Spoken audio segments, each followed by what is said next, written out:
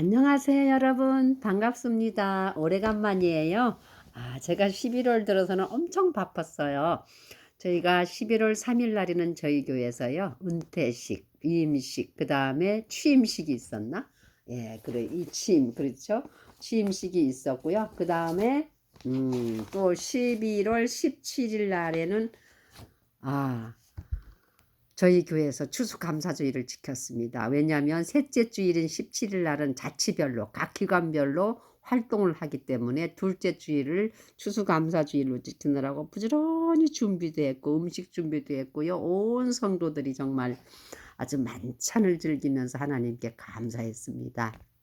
그리고 17일은 육지에 계시는 하나님의 교회들이 또 추수감사절을 지킨다 그래서 저 나름대로 무엇을 해서 감사 제물로 무엇으로 감사 인사를 드리지 해가지고 부지런히 준비해서 오늘 택배 마감이어 가지고 오전 새벽서부터 그냥 정말 바리바리 친정 엄마처럼 싸서 다 보내고 나니까 이제는 마음이 좀 한결 여유로워서 이제 말씀의 모드로 돌아왔답니다. 제가 그동안 너무 바쁘게 지내느라고요. 입안이 다 뒤었어요. 뒤고 헐었어요. 예, 그 잘 익은 호박죽 쓰느라고 맛보다가 혀를 뒤어가지고 그냥 계속 지금 거의 한 3, 4일이 되는구나. 계속 침이 그냥 줄줄 흐르고요. 말하기가 참 힘들었어요. 그렇지만 이제 하나님의 말씀으로 다시 돌아왔습니다. 지난 28장에는 우리가 대제사장과 제사장들이 입을 옷을 하나님의 지혜, 마음이 지혜로운 자들을 택해서 그들의 손으로 이렇게 지어라 하고 하나님께서 그 만드는 방법까지 치수까지 다 모세한테 가르쳐 주시는 것을 볼 수 있고요. 오늘은 29장은 1절에서 46절까지 절수가 긴데 이 말씀은요, 전체 대제사장과 제사장들이 하나님 앞에 취임, 직임, 위임을 받기 위한 그 위임식의 규례라고 볼 수 있습니다. 그래서 전체적인 장의 이름을요, 위임식의 규례라고 했고, 이 46절까지 긴 절을 5대목으로 단락을 나누어 봤어요. 그래서 1절에서 9절의 말씀은요, 위임식에 대한 준비, 이렇게 볼 수 있고요. 그 다음에 10절에서 14장까지는요, 14절까지는 제사장을 위한 속죄 제사, sin offering. 그 다음에 15절에서 18절까지는 번제 제사. 그 다음에 19절에서 34절까지는 화목 제사예요. 그리고 35절에서 46절까지는 7일간의 성별 의식과 거룩히 구별하라는 거죠. 제단을. 그 다음에 상번제, 매일 항상 드리는, 아침 저녁으로 하나님 앞에 드리는 상번제에 대해서 말씀에서 가르쳐 주고 있습니다. 그래서 1절에서 9절까지 보면은 그 아론의 지파를 하나님이 택하셔서 이제 제사장 의복까지 다 만들어 놓고 이제 이들을 이 대제사장과 제사장의 의복을 입혀야 하는데, 입히고 위임을 하셔야 되는데 신탁하는 거죠. 그러니까 그러기 전에 먼저 그 식을 거행해야 됩니다. 그것이 바로 consecration인가? 위임식. 그래서 하나님께서 뭐라고 하냐면요, 위임식을 위해서 제물을 준비하라 그래요. 그 제물이 뭐냐면 어린 수수 1마리, 또 어린 순양 2마리를 준비하고, 그 다음에 누룩이 없는 고운 가루로 만든 브레드, 빵, 그 다음에 기름을 섞어서 만든 얇게 구운 과자, 케이크, 그 다음에 기름을 발라서 구운 과자, 와플이죠. 와플이라 그러더라고요. 영어 성경에는. 그것을 한 광주에 담아서 준비하라 그래요. 그렇게 준비해 놓고 그 다음에 세 번째는 아론과 그의 아들들을 데리고 와서 회막문 앞에서 씻기라 그래요. 회막문 앞에 번제단이 있는데 번제단과 회막문 그 성소 앞에 들어가기 전에 그 물두멍이라는 씻는 그 장소가 있어요. 거기에다 이들을 데려다가 씻기고, 다 이제 씻기고 난 다음에 그들에게 옷을 입혀야 돼요. 대제사장인 아론한테는 우리가 28장에서 공부한 에봇과 그 다음에 에봇 속에 받쳐 입는 파란 청옷과 청옷 속에 받쳐 입는 하얀 고운 아마실로 짠 곱게 수놓은 그 하얀 속옷을 입히고, 그 다음에 그 위에 또 그 에봇을 입힌 후에 그 견대 앞에 흉패를 차야 돼요. 판결의 흉패, 운밈과 둔밈이 들어있는 12보석이 이렇게 쫙 금으로 물려있는 정사각형 한 뼘씩 22.5cm의 그 판결의 흉패를 가슴에 딱 부착하고 그 다음에 머리에 그 모자를 써죠.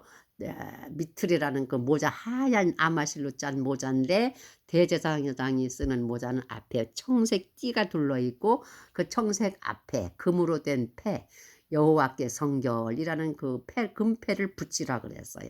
그리고 아론의 후손인 아들들한테는 그 속옷, 하얀 아마실로 짠 속옷을 입히고 허리띠를 띠게 하고 하얀 모자를 쓰게 합니다. 그 다음에 이들한테 기름을 부어야 돼요. 예, 구별하기 위해서. 그 기름도 관유라고 하는데, 기름 부음을 쓰는 기름이 관유라고 하는데, 그 관유를 만드는 재료가 있더라고요. 그 재료가 뭐냐면은요, 그 특별히 하나님께 위임받는 분들한테 부으시는 그 관유에는 모략과 육개와 청포, 그 다음에 계피, 그 다음에 감람유, 즉 올리브유, 이 5가지가 들어가서 잘 정제된 것이 이제 그 관유, 대제사장들의 머리에 기름 부음을 쓰는 기름이라고 볼 수 있고요. 그 다음에 기름의 뜻은 무엇이냐면 온 세상하고 구별되어서 하나님의 특별한 권위를 부여하고 하나님의 성령이 내주하심을 뜻하신다 그래요. 그리고 그 다음에 제사장 위임식에 꼭 3가지 재료가 필요한데 그게 첫 번째가 물입니다. 그래서 여기도 보면은 먼저 회막문 앞에서 씻기라 그러거든요. 물로 더럽고 추한 옛 모습을 씻고 새로운 변화된 모습을 가져라 해서 물로 씻어야 되고 그 다음에 또 기름 관유를 이제 부음 받아야죠. 그 기름은 세상으로부터 구별되고 하나님의 성령이 내주하신다는 뜻이고요. 그 다음에 3번째 가장 중요한 게 뭐냐면 그 제사장의 직무를 하기 전에 먼저 하나님 앞에 깨끗하게 새롭게 되기 위해서는 죄가 있어요.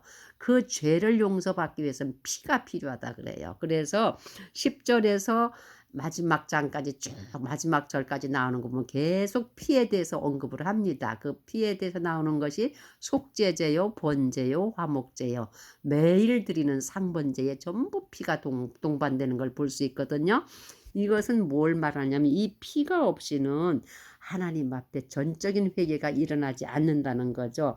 전적인 회개와 전적인 헌신과 그 다음에 완전한 하나님 앞에서의 화해를 받아야만 하나님의 성소에도 들어갈 수 있고 더 심지어는 아무도 들어갈 수 없는 하나님의 하나님이 직접 임재하시는 그 2그룹 천사 사이에 임재하시는 속죄소, 멀시 시트, 은혜의 자리인 그 지성소까지 들어가시려면은 피로 인한 죄 사유함을 받아야 된다. 그래서 하나님의 제사장들과 대제사장한테 필요한 것이 무엇이냐? 물로 씻기고 기름 부음을 받아야 되고 그 다음에 피로써 죄를 용서받음이 필요하다. 이 3가지가 반드시 필요하다는 것을 말씀에 강조하고 있습니다. 그래서 1절에서 9절까지는 하나님 앞에 위임을 받기 위해서 준비하는 과정이에요. 그 다음에 10절에서 14절에는요.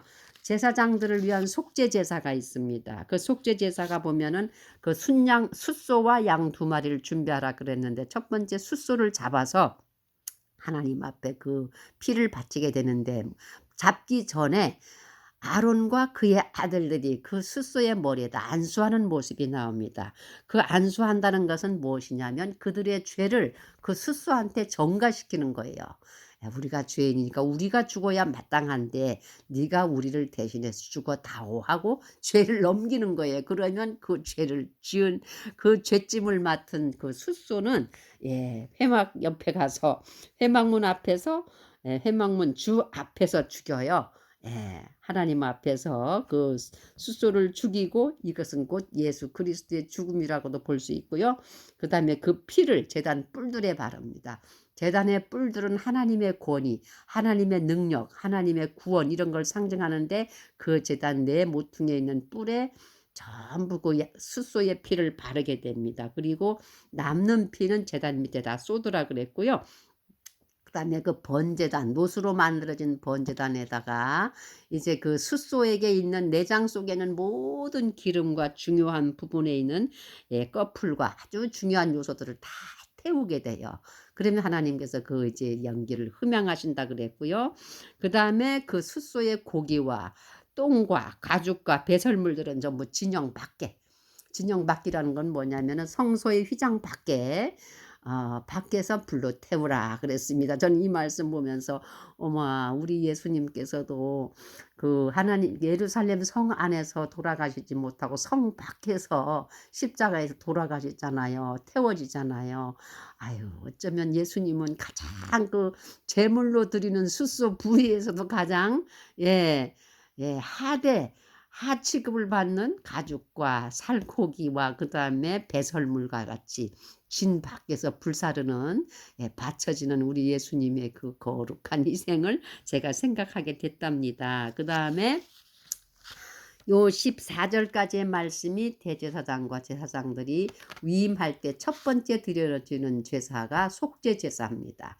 죄를 속하지 않고서는 절대로 하나님 회막에 들어갈 수 없다는 이러한 그 제사에 대한 게 나오고요. 그 다음에 15절에서 18절에는 번제, 불로 태우는 제사가 나오는데 순양 2마리 중에 1마리를 데리고 와서 회막 앞에서 또 역시 안수를 해요. 또 죄를 전가합니다. 그 다음에 순양을 죽여서 그것의 피를 돌아가면서 제단에다 뿌려요.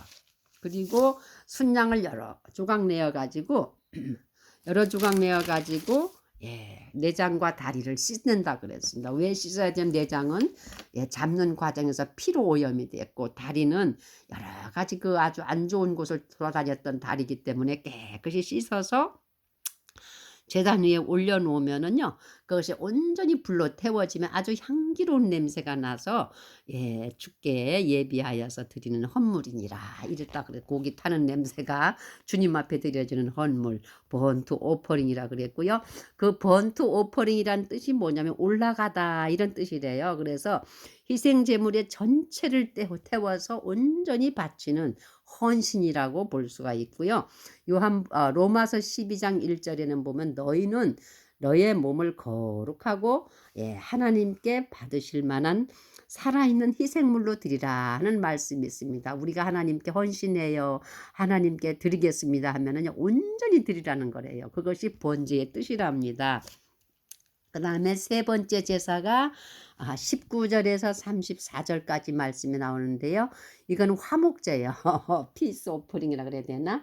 화목제, 펠로우십 오퍼링이다. 이렇게 서로 친교하는 이 화목 제사에는요, 양도 또 1마리의 양이 또 희생이 돼야 돼요. 거기에다가 또 요제, 거제, 전제, 여기에 이제 그 누룩 없는 빵과 케이크와 와플이 같이 들어가게 됩니다. 그래서 또 역시 아론의 아들들이 그 순양의 머리에다 안수하고 죄를 전가시키고 순양을 잡아가지고 그 피를 이번에는 아론의 깃볼과 오른쪽 깃볼과 오른쪽 엄지손가락, 오른쪽 발가락, 여기 보면요, upon the tip of the right ear, upon the thumb of their right hand, upon the great toe of their right foot. 이게 무슨 뜻인가 했더니 오른쪽 귀는 하나님의 음성을 정적으로 청종하고 순종하겠습니다 하는 뜻이고요. 오른쪽 엄지손가락은 엄지손은 선결한 성직 임무를 손으로 아주 충실하게 나르며 수행하겠습니다 하는 뜻이 있고, 오른쪽 발 엄지는 성결한 처소 하나님의 성막에서 임무 수행을 잘 열심히 하고 부정한 곳은 삼가하겠습니다 하는 뜻을 갖고 있다고 해요.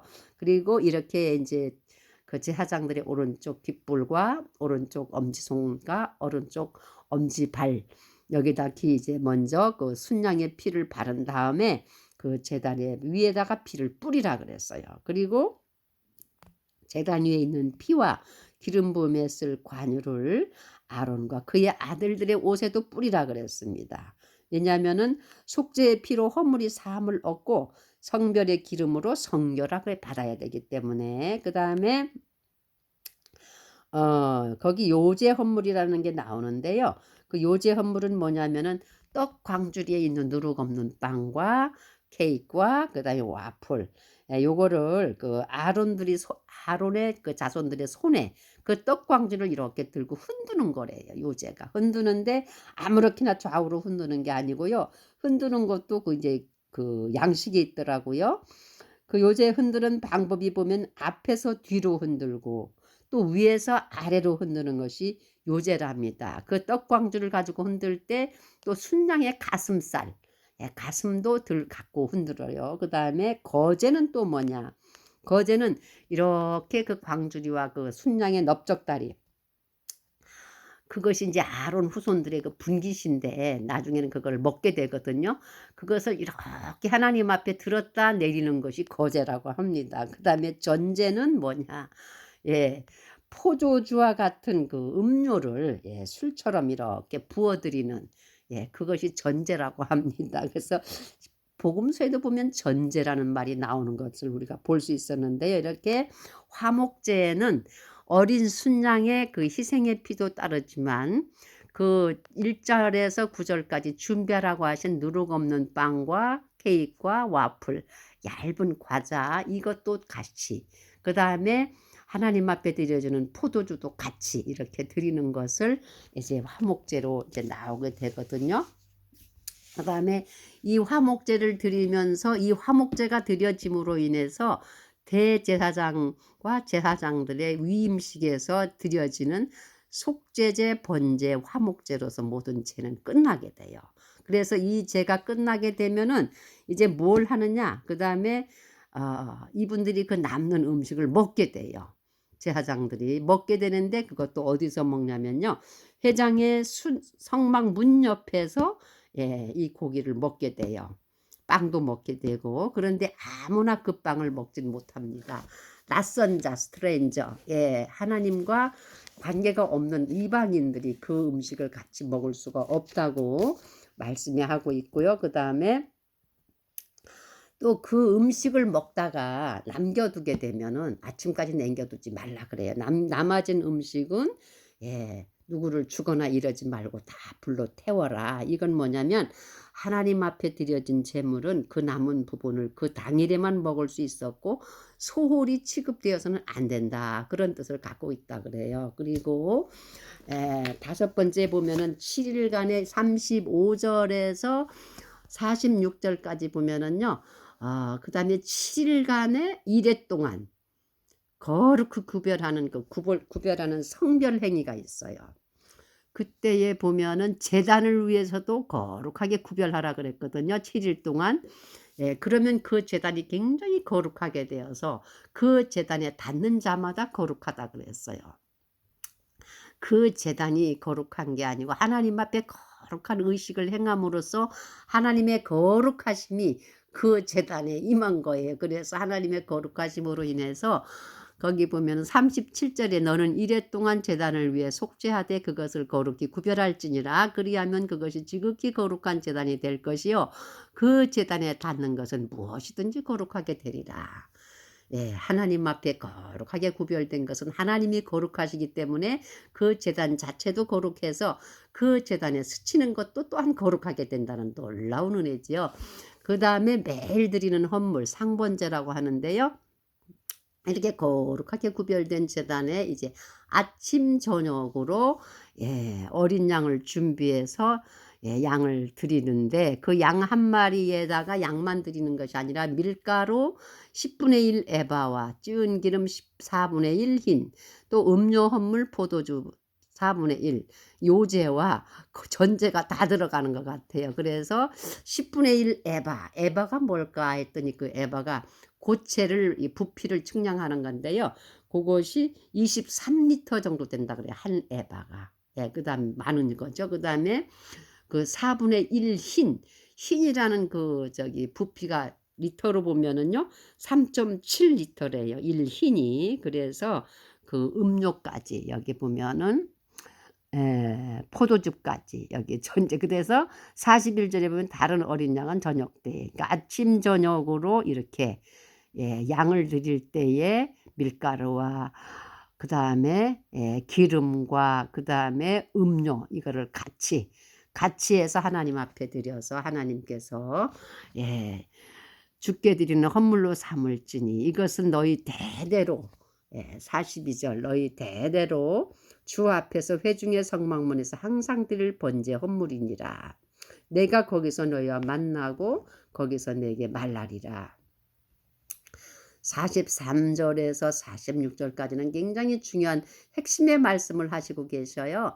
내가 거기서 이스라엘 자손들을 만나리니 내 영광으로 인하여 성막이 거룩히 구별되리라.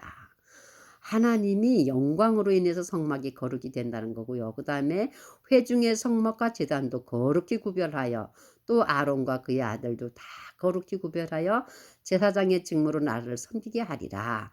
45절 내가 또 이스라엘 자손들 가운데 거하여 그들의 하나님이 되리니 내가 그들 가운데 거하려고 그들을 이집트 땅에서 데리고 나온 주 그들의 하나님인 줄을 그들이 알리라.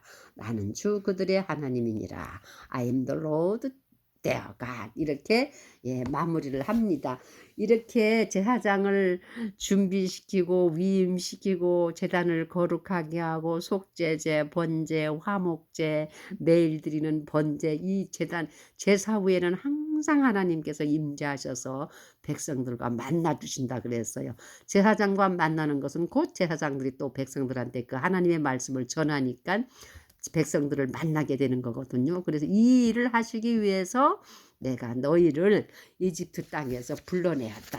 이렇게 그 결론의 말씀을 46절에 하고 있습니다. 그래서 제가 29장의 말씀을 읽으면서요. 어머나 아휴 주여 이렇게 하나님 제단에서 봉사하는 제사장의 위임식도 이렇게 철저하고 엄하고 거룩하고 많은 그 짐승들의 희생이 따르고 피가 따르고 아주 누룩이 없는 떡들과 고운 포도주와 이제 기름 이런 것들이 다 따른 것처럼 오늘날까지만이라 이 일이 지금 이루어지고 있다면 얼마나 많은 짐승들이 죽을 것이며 얼마나 많은 하나님의 종들이 아침 저녁으로 분향하고 와, 그 성막에는 정말 매일같이 피를 태워야 되고 고기를 태워야 되고 피를 흘려야 하는 그러한 의식이 계속될 텐데 어머나 어떡하지?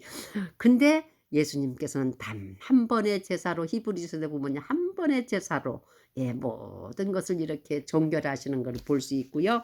그 다음에 요한복음 1장에 보면은요 29절이죠. Behold the Lamb of God which takes away the sin of the world.